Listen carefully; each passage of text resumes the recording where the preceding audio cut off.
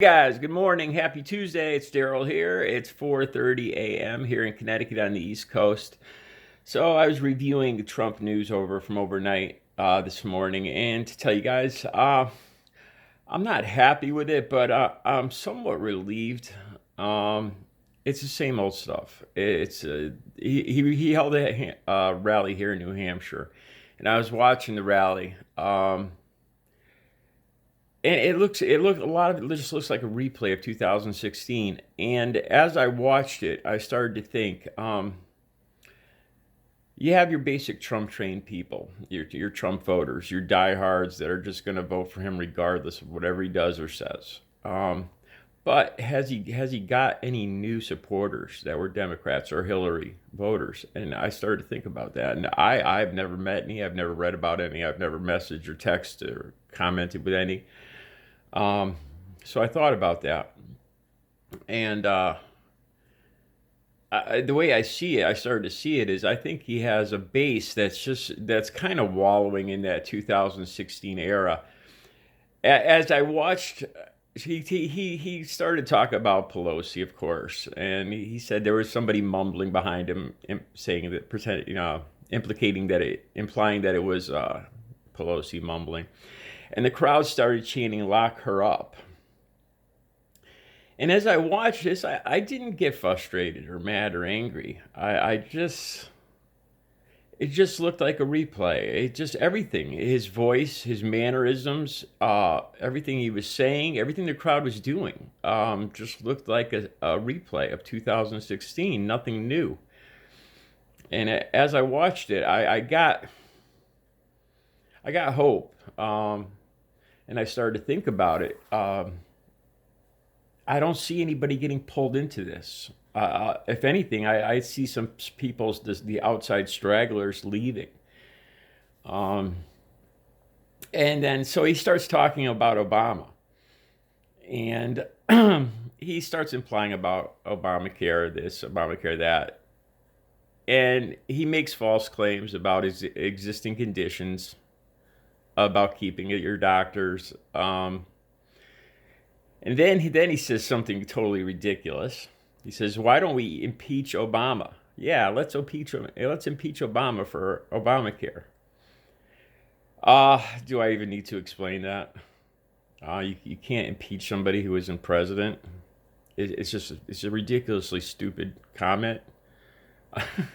you know. And of course, the whole crowd cheers. And as I watch this, I feel empowered. I feel hope because, like I said, I don't know how to explain it, but it really just felt like the same old hate, the same old nonsense, even the same old chants of "lock her up."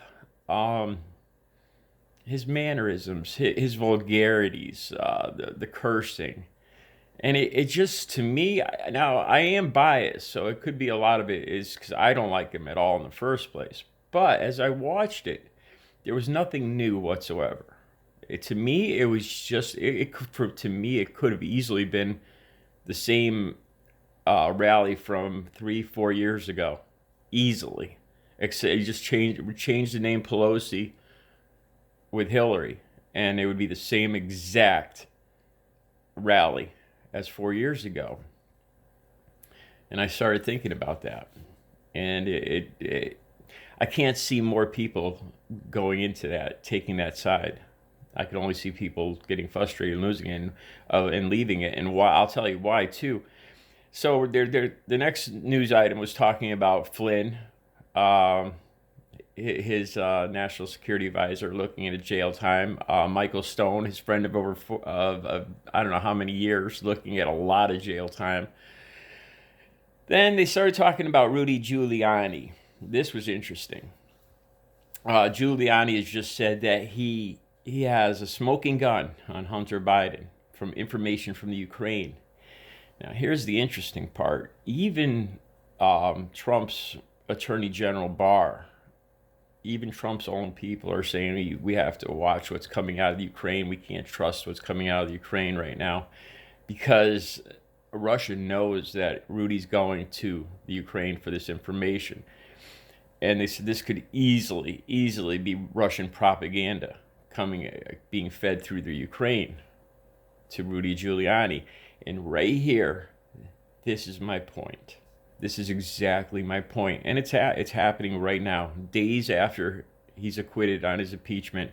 My worst fears are coming true, or the whole nation's worst fears are coming true, as Russia is feeding, more than likely, feeding propaganda through the Ukraine to affect our election. Exactly the situation that I feared most. It wasn't about the 2016 election. It wasn't even really about removing Trump from office. It was the fear that other countries, specifically Russia, could easily affect who is running in our elections and affect the actual who's going to be elected president. And Russia sees that too, and they could easily feed all sorts of information through the Ukraine. And our intelligence now is saying to take anything coming out of the Ukraine with a grain of salt.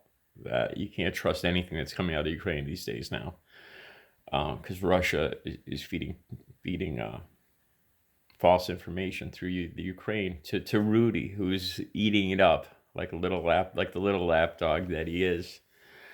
So that's where I was. One more thing I want to talk about too is Trump's. It's a ridiculous number. It's like $4 trillion. His $4 trillion budget. I actually got very angry. I got very livid when I started reading this budget. Some serious cuts in education. The biggest cuts are in education, in what they call the safety nets, or in the social programs, Medicaid, food stamps, housing assistance, first-time buyers of homes like me, student loan assistance. Biggest cuts were to education and environmental protection. Two of my biggest causes, especially environmental protection, as I don't have any children. But as I read this, the only thing I could think of is great. He's taking money away from education, thus ensuring a whole new generation of ignorant Trump supporters. And I know that's a terrible thing to say, but that's what I wanted to comment on Facebook. I didn't. I don't want to call, of course, calling a whole generation of children ignorant probably isn't a cool thing to do. But that's what I thought in my head. It's like, cutting money from education. And where's the money going? To defense, to defense spending and his border wall. It's taking money away from education, the environment now, especially with all this stuff going on. I saw a news clip this morning about how the cost of coffee is going up considerably because climate change is affecting coffee.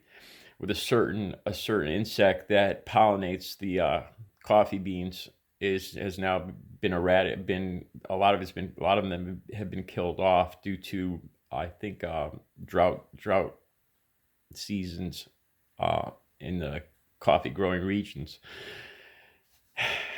Don't take away my coffee, man. But anyway, so his budget was very frustrating. The one good thing about that is it still has to be approved, and a lot of lawmakers are saying it's DOA, dead on arrival. So that's a relief.